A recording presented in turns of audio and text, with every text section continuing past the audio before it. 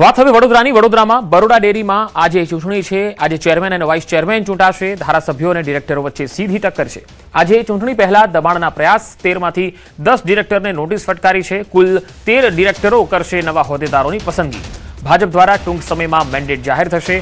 ભાજપ સહકારિતા સેલના સંયોજક બિપિન પટેલ મેન્ડેટ લઈને પહોંચ્યા।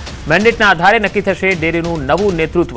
પાર્થ પટેલનું નામ ચર્ચામાં છે તો સુરપાલસિંહ ડેસરના નામની પણ ચર્ચા ચાલી રહી છે।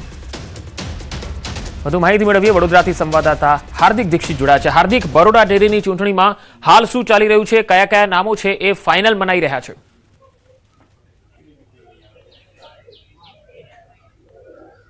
બિલકુલથી જો અત્યારે બરોડા ડેરીની વાત કરીએ તો જે ચૂંટણી પ્રક્રિયા જે છે તે ચાલી રહી છે। મેન્ડેટ પણ આવી ગયું છે ને ટૂંક જ સમયમાં જે છે તે નામોની જાહેરાત થઈ જશે।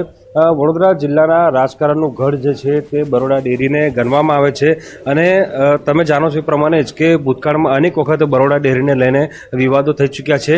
ધારાસભ્યો વર્સિસ ડિરેક્ટરો જે છે તેવી જંગ જે છે તે ચાલતી હતી અને અત્યારે પણ ચાલી રહી છે। એટલે આજે બળવાના એંધાણ જે છે તે વર્તાઈ રહ્યા છે, કારણ કે ભૂતકાળના આપણને અનુભવ છે કે ધારાસભ્ય કેતન ઇનામદારે જે ડિરેક્ટરો છે તેમના વિરુદ્ધ ગંભીર પ્રકારના આક્ષેપો જે છે તે કર્યા હતા। ભ્રષ્ટાચારના આક્ષેપો જે છે તે કર્યા હતા। એના કારણે આખી આ જે પ્રક્રિયા જે છે તે ગોરંભે ચડી ગઈ હતી, પરંતુ આખરે આજે જે છે તે નામોની જાહેરાત જે છે થઈ જશે। બીજી મહત્વપૂર્ણ વાત છે કે મેં ભ્રષ્ટાચારની વાત કરી ત્યારે 13માંથી 10 ડિરેક્ટરો જે છે તેમને નોટિસ ફટકારવામાં આવી હતી સહકાર વિભાગ દ્વારા અને તમામ જે ખુલાસા જે છે તે માંગવામાં આવ્યા હતા। ત્યારે આજે કુલ 13 જેટલા ડિરેક્ટરો જે છે તે નવા હોદ્દેદારોની પસંદગી જે છે તે કરવાના છે। ભાજપના સહકારિતા સેલના સંયોજક બિપિન પટેલ એટલે કે બિપિન ગોતા જે છે તે મેન્ડેટ લઈને અત્યારે બરોડા ડેરી ખાતે પહોંચ્યા છે અને પાર્થ પટેલ જે વડોદરા તાલુકાના છે અને સુરપાલસિંહ જે ડેસરના છે તેમના નામની ચર્ચા જે છે તે ચાલી રહી છે, પરંતુ હાલ કંઈ પણ કહી શકાય નહીં, કારણ કે જે રીતે ભૂતકાળમાં અનેક વિવાદો થયા છે તેને જોતા અત્યારે કંઈક નવા જૂની થાય તેવા એંધાણ જે છે તે બરોડા ડેરી ખાતે વર્તાઈ રહ્યા છે। અત્યારે અમે નીચે છે, પરંતુ ઉપર જે છે તે આખી પ્રક્રિયા જે છે તે અત્યારે કરવામાં આવી રહી છે અને ટૂંક જ સમયમાં જે છે નામોની જાહેરાત થઈ જવાની છે। પંકજ જી, તો પણ આપણે હાર્દિક નામની જો વાત કરીએ તો એવા કયા નામો છે? જેમ તે ડેસરનું પણ એક નામ છે, સુરપાલસિંહનું, એવી રીતે બીજા કયા કયા નામો છે જે ચર્ચાઈ રહ્યા છે?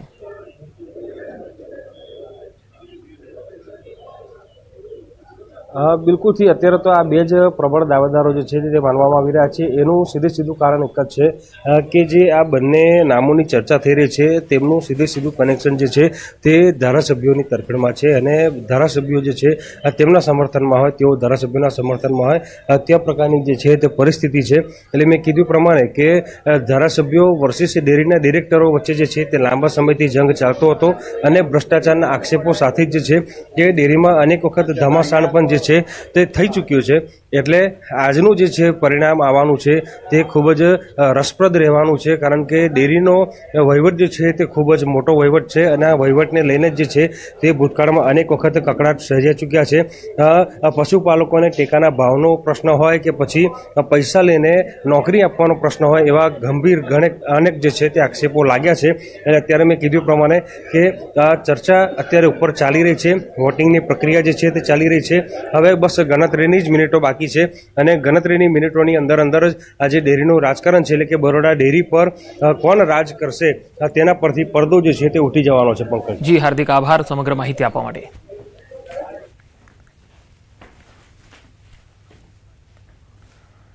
અને હવે વાત ચાંદીપુરા વાયરસની।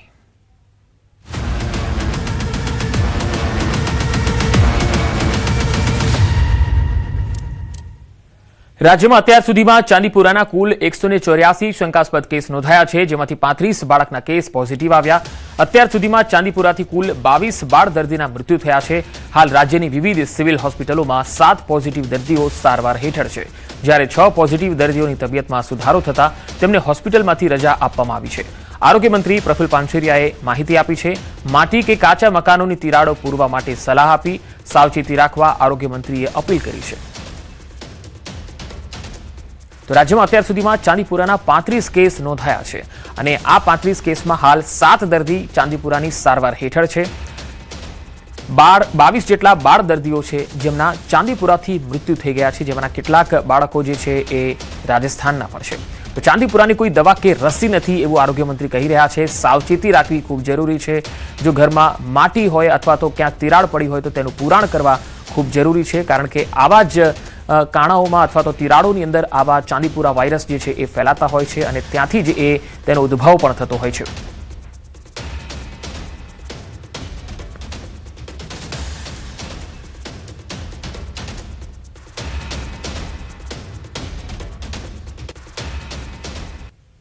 જેમાંથી 184માંથી 35 બાળકોના ચાંદીપુરા વાયરસ પોઝિટિવ આવ્યા છે. ત્યારે આપણે પ્રાર્થના કરી કે હવે પછી જે દાખલ છે, જેમ 6ને રજા આપી દીધી એમ બીજા દાખલ છે 7ને પણ સારા થઈને રજા આપી દે એવી પ્રાર્થના કરીએ છીએ. કારણ કે આની કોઈ દવા કે કોઈ રસી શોધાયેલી નથી. આની ટીમ પણ સંશોધન કરી રહી છે. ભવિષ્યમાં એની દવા બનાવવા માટે અને રસી બનાવવા માટે વૈજ્ઞાનિક ઢબે પણ એમનું રિસર્ચ શરૂ છે.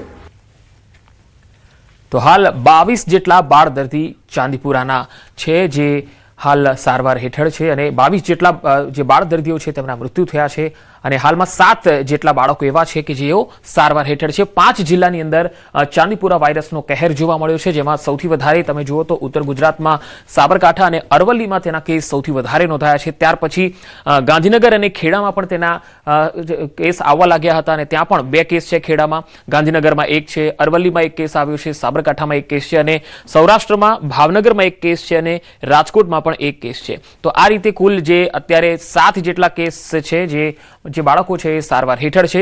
ધીરે ધીરે આ વાયરસ પગ પેસારો કરી રહ્યો છે, જેથી આરોગ્ય મંત્રીએ કહ્યું છે કે આ જે વાયરસ છે તેની કોઈ રસી નથી, તેની કોઈ સીધી દવા નથી. બરોડા ડેરીના હોદ્દેદારોની જાહેરાત થઈ ગઈ છે. એક મહત્વપૂર્ણ ખબર, બરોડા ડેરીના ચેરમેન પદે દિનુ મામા રિપીટ થયા છે, જ્યારે વાઇસ ચેરમેન તરીકે જીબી સોલંકી રિપીટ થયા છે. તો બરોડા ડેરીના હોદ્દેદારોની જાહેરાત થઈ ચૂકી છે. જેની રાહ જોવાતી હતી એ બરોડા ડેરીના ચેરમેન પદે દિનુ મામા ફરી એકવાર રિપીટ થયા છે. તેમનો દબદબો યથાવત રહ્યો છે. હાર્દિક દીક્ષિત સંવાદદાતા વડોદરાથી જોડાયા છે. હાર્દિક, જે અટકળો હતી એ પ્રમાણે દિનુ મામા ફરી એકવાર રિપીટ થયા આ વખતે. હા, બિલકુલથી સૌ કોઈ આશ્ચર્યમાં મુકાય છે, કારણ કે મેં કીધું તે પ્રમાણે કે ધારાસભ્યોના જે રીતના આક્ષેપ હતા તે રીતે દૂર દૂર સુધી રિપીટ થવાની કોઈ શક્યતાઓ જે છે તે દેખાતી નથી. પરંતુ આ વખતે દિનુ મામા અને જીબી સોલંકી જે છે તેમનો દબદબો યથાર્થ જોવા મળી રહ્યો છે. હાલ જ જે છે તે બંનેના નામોની જાહેરાત થઈ છે અને બંનેને જે છે તે રિપીટ કરવામાં આવ્યા છે.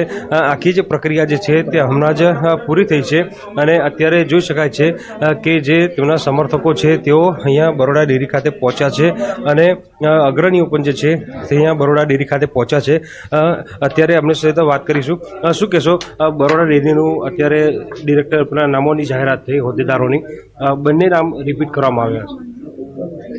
પાર્ટીની પ્રક્રિયા મુજબ પાર્ટીના વિચારધારા લોકો બધા ચૂંટાઈ આવ્યા છે. એમની પાર્ટીના મેન્ડેટ દ્વારા ટિકિટ આપવામાં આવી હતી અને આજે ચૂંટાયા બાદ તેમની સેન્સ પ્રક્રિયા થઈ અને એની અંદર સર્વસંમતિથી જે નામો આવ્યા એ પાર્ટી કાર્યાલયે નામો પહોંચ્યા બાદ પ્રદેશી નિર્ણય લીધો અને નિર્ણય બાદ ચેરમેન તરીકે દિનુ મામા અને વાઇસ ચેરમેન તરીકે જીબી સોલંકીને યથાવત રાખવામાં આવે છે. તેમણે ખૂબ સારું કામ કર્યું છે અને આગળ ઉપર આ બોર્ડ ખૂબ સારું કામ કરે છે. ગામના છેલ્લા વ્યક્તિને મદદ થશે, તેનું ઉત્થાન થશે, એ પ્રકારે કામ થશે એવું હું અહીંયાથી માનું છું.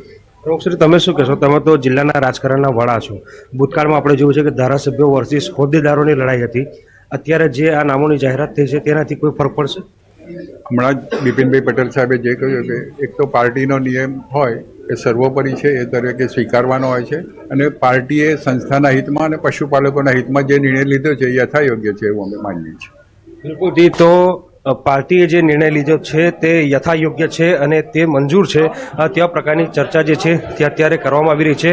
બહારના દ્રશ્યો જે છે તે બતાવીશું કે બહાર પણ જે છે તે મોટી સંખ્યામાં સમર્થકો જે છે તે અહીંયા પહોંચ્યા છે અને અત્યારે જે બોર્ડ રૂમ છે ત્યાં બંને હોદ્દેદારો જે છે તે પહોંચ્યા છે અને વિધિવત રીતે તેમના દ્વારા જે ચાર્જ લેવાની પ્રક્રિયા જે છે તે કરવામાં આવનાર છે. પંકજ જી, ખાસ હવેની જે બરોડા ડેરીની જે આ ચૂંટણીમાં હોદ્દેદારો તો જાહેર થઈ ગયા છે હાર્દિક, પણ હવે પછીની સ્થિતિ કયા પ્રકારની રહેશે? કારણ કે હવે સત્તાધારી પક્ષના નવા એજન્ડા શું રહેશે તેના ઉપર તેમણે શું પ્રતિક્રિયા આવી રહી છે?